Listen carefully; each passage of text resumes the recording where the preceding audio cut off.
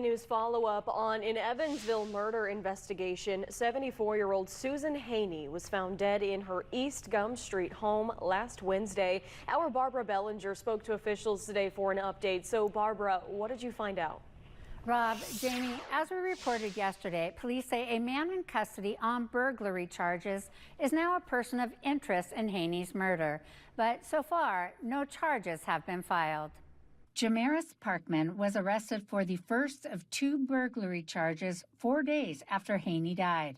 He would not be named as a person of interest in her murder for another 3 days. Neighbors are wondering if no one was yet under arrest for Haynie's murder, why were they told there was no cause for concern? One person told 14 News when she asked officials the morning after Haynie's body was found whether she should be taking extra safety precautions, she was told, quote, "No, you live in a nice community." I know that they did do a door knocking canvas where they were trying to find surveillance video or Ring doorbell cameras, and they were placing door hangers on different houses if they weren't able to make contact. So, but as far as what content happened in those conversations, I can't speak to. Ossaker told me in an email that directly after Haynie's death, EPD was still determining the nature of the investigation. But Haynie's neighbor says police should have communicated that better, adding that she was, quote, ticked off that they hadn't been kept more informed. Ossaker says the death was initially investigated as a death investigation until evidence proved otherwise. In law enforcement, when there is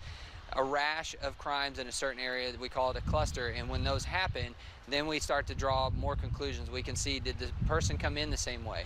Did they target the same type of items like in a burglary? We hadn't had the opportunity to do all of that before it became apparent that he was involved in these burglaries he's being charged with, as well as Susan Haynie's murder.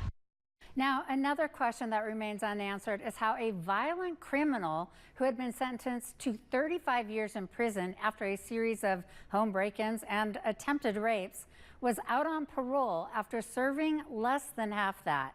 We are working on finding out that answer, and we'll keep you updated as we learn more.